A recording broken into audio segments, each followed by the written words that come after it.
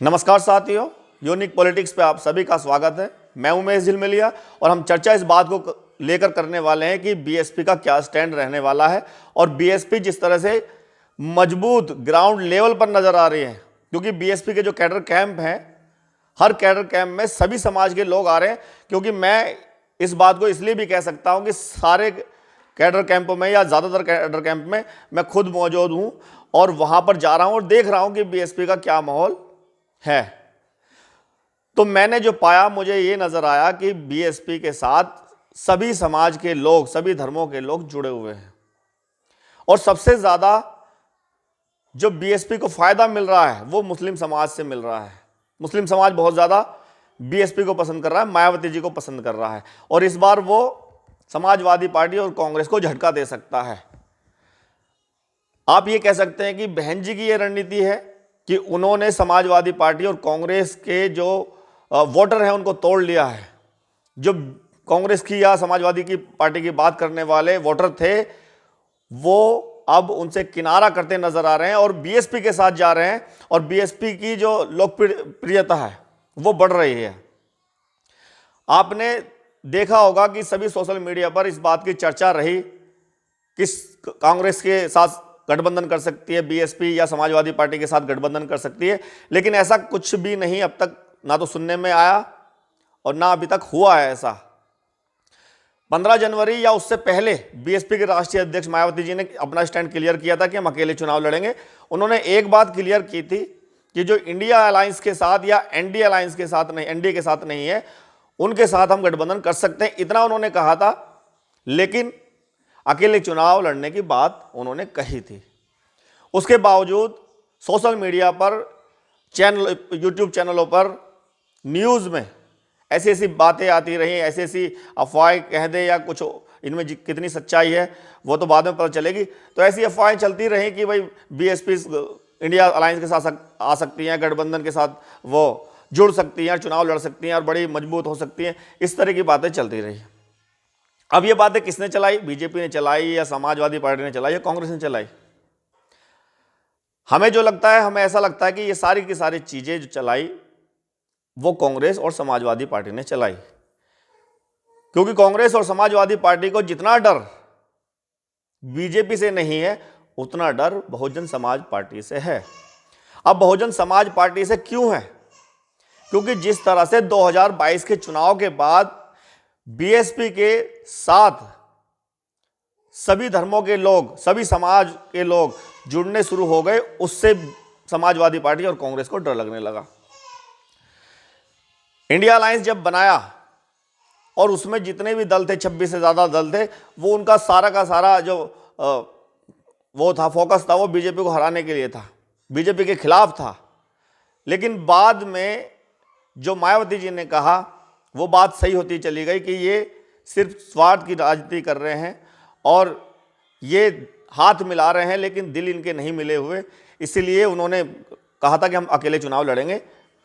तो वो बात उनकी सही होती भी नजर आई, क्योंकि सबसे पहले जिन्होंने बनाया इसको, इंडिया अलायंस को, नीतीश कुमार, वो चले गए बीजेपी के साथ। जयंत चौधरी, सबसे बड़ी बात तो ये हो गई, जयंत चौधरी जिनका गठबंधन हो चुका था वो चले गए। राजभर जो ना इधर थे ना उधर थे, जो मायावती को प्रधानमंत्री बनाने की बात कर रहे थे वो चले गए। तो बहुत सारे लोग ऐसे चले गए जो बीजेपी के खिलाफ थे, लेकिन और संविधान बचाने की, लोकतंत्र बचाने की बात करते थे, लेकिन वो चले गए। अब बताइए कि जो लोग बीजेपी के साथ गए, क्या वाकई में ही वो जनता का हित चाहते थे या वो संविधान या लोकतंत्र की बात करते थे, वो सच में ऐसी बात करते थे? अब कहा जा रहा है कि जो बीएसपी का स्टैंड है या बीएसपी को जो बी टीम बोलते थे या बीजेपी को फायदा पहुंचाने वाली बात करते थे, वही बीजेपी के साथ चले गए। तो जनता पहले से ही मायावती के कार्यकाल से खुश है एक तो, और वो चाहती है कि बीएसपी की सरकार या देश में जो नेता हो, प्रधानमंत्री हो, मायावती हो। ये बात मैंने ग्राउंड लेवल पर जाकर पता की है, तो सारे धर्मों के, समाज के लोग इस बात को कह रहे हैं। अब अगर बीएसपी अकेले चुनाव लड़ती है देखिए, मैं बहन जी ने पहले क्लियर किया हम अकेले चुनाव लड़ेंगे, उसके बाद बहुत सारी अफवाहें या सोशल मीडिया पर चलती रही। अभी तक कोई ऐसा बयान बहन जी का नहीं आया या बीएसपी की तरफ से नहीं आया कि वो गठबंधन में शामिल होंगी, इंडिया अलायंस में, ऐसा कुछ नहीं है। अगर हम मायावती जी की बात करें तो उनका राजनीति करने का तरीका अलग है। वो जो कहती हैं उस पर ज़्यादातर अटल भी रहती हैं। उन्होंने कहा कि हम इंडिया अलायंस के साथ हम नहीं जा रहे, एनडीए के साथ नहीं जा रहे, लेकिन इनके साथ जो पार्टी नहीं है उनके साथ जा सकती है। तो जिन मीडिया ने या हमने भी एक बात कही थी कि AIMIM जो पार्टी है ओवैसी साहब की, उसके साथ शायद गठबंधन हो सकता है, हम इस बात को लेकर चर्चा कर रहे थे। और अगर मायावती के तरीके से सोचें या मायावती ने जो कहा है उस पर हम अमल करें तो सच तो ये है कि ओवैसी के साथ गठबंधन हो सकता है। अब तो कह रहे हैं कि खबरें भी आ रही हैं और ओवैसी के साथ गठबंधन हो सकता है। अगर वो इंडिया अलायंस में जाती तो मुझे लगता है कि सबसे ज़्यादा नुकसान बीएसपी को होता और सबसे ज़्यादा फायदा कांग्रेस को मिल जाता। समाजवादी पार्टी को उनको भी नुकसान होता, दूसरे नंबर पे फायदा बीएसपी को हो सकता था। फायदा तो बीएसपी को होता, लेकिन जैसे एक सीट है सिर्फ कांग्रेस की, तो कांग्रेस के साथ वोटर जुड़ जाता बीएसपी का, तो बीएसपी को नुकसान हो जाता अगर इंडिया अलायंस के साथ बीएसपी जाती है। इसीलिए वो सारी चीज़ें बहन जी को पता है, बीएसपी की राष्ट्रीय अध्यक्ष मायावती जी को पता है, इसलिए वो गठबंधन नहीं कर रही। और दूसरी बात ये भी है, ये भी कहा जाता है कि जो कांग्रेस है और बीजेपी है वो दोनों एक ही पार्टी हैं। जो बीजेपी के साथ लोग हैं वो पहले कांग्रेस में थे, अगर कांग्रेस सत्ता में आती है तो बीजेपी के फिर टूटकर वो कांग्रेस के साथ आ जाएंगे। आज बीजेपी सत्ता में है तो कांग्रेस वाले सारे के सारे बीजेपी में जा रहे हैं, तो वो दोनों एक ही पार्टी हैं। और अगर दोनों ही गठबंधन कर लें बीजेपी और कांग्रेस तो सबसे ज़्यादा अच्छा होगा। इसलिए देश के अंदर तीसरा मोर्चे की बात बन रही थी, तो उसमें मायावती के साथ या बीएसपी का एक अलायंस होता या तीसरा मोर्चा बनता और मायावती जी की अध्यक्षता में फिर चुनाव लड़ा जाना चाहिए और उसकी जो चेहरा प्रधानमंत्री का पद का होता वो मायावती जी का होता। और आज भी अब भी है, इस चुनाव में विपक्ष के पास कोई भी चेहरा नहीं है। जो सत्ता में है पार्टी बीजेपी सरकार, तो उनका तो चेहरा साफ साफ क्लियर है। मोदी जी चुनाव अपने चेहरे पर लड़ते हैं और अभी भी अपने चेहरे पर चुनाव लड़ेंगे, तो उनके सामने विपक्ष का कोई चेहरा नहीं है। तो कौन है? एकमात्र सही चेहरा मायावती जी का है, जो मोदी जी के सामने फिट बैठता है। और बीजेपी अगर सत्ता से बाहर, बीजेपी को सत्ता से बाहर किया जा सकता है तो चेहरा मायावती जी का होना चाहिए। और ये मैं नहीं कह रहा, ये सारी की सारी जनता कह रही है, सारे के सारे लोग कह रहे हैं जो पसंद कर रहे हैं मायावती जी को, क्योंकि उनके कार्यकाल में जो काम हुए और जिस तरह से सभी समाज को लेकर के, सर समाज की पार्टी उसको कहा जाता है, सभी को लेकर काम किए गए। ऐसा नहीं एक तरफा कोई काम हुआ हो, ना मुस्लिम को बढ़ावा दिया गया, ना हिंदू को बढ़ावा दिया गया, ना किसी धर्म को बढ़ावा दिया गया। इंडिया में जितने भी लोग हैं सबको साथ लेकर बीएसपी चली, इसीलिए उसको पसंद भी किया जा रहा है। और जिस तरह से बेरोजगारी नहीं थी मायावती के काल में, रोजगार लोगों को मिलता था, सड़कें, हॉस्पिटल, कॉलेज वगैरह जितने भी बने, तो अच्छे काम हुए। तो इसीलिए लोग चाहते हैं कि मायावती की सरकार आए और मायावती को प्रधानमंत्री पद का दावेदार घोषित कर देना चाहिए अगर इंडिया अलायंस के साथ वो जाती हैं। वैसे तो अभी तक इंडिया अलायंस ने ऐसा कुछ किया ही नहीं कि भाई बहन जी को हम प्रधानमंत्री पद का दावेदार बना रहे हैं, या हवा चलाई गई जानबूझकर मायावती को कमजोर करने के लिए कि बीएसपी फायदा पहुंचा सकती है, बीजेपी को अकेले चुनाव लड़ती है। लेकिन उसके बावजूद जिस तरह से बीएसपी की रणनीति रही और ग्राउंड लेवल पर काम हो रहा है, कैडर कैंपों में जिस तरह से लोग जुड़ रहे हैं, ऐसा लग रहा है कि बीएसपी ने सबकी हवा निकाल दी है। और किसकी सबसे ज्यादा, किसकी? समाजवादी पार्टी और कांग्रेस को सबसे ज्यादा नुकसान होगा।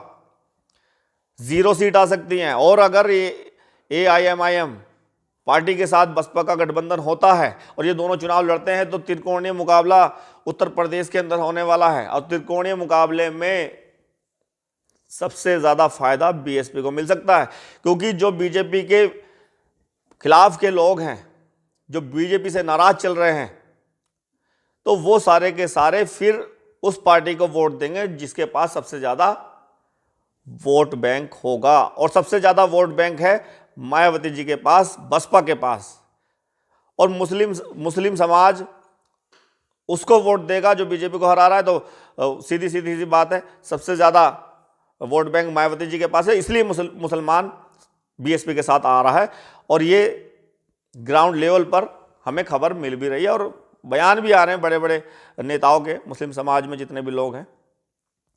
और ओवैसी के साथ गठबंधन हो गया तो सारा मुसलमान, आपने देखा होगा 2022 के चुनाव में, मेयर का जब चुनाव हुआ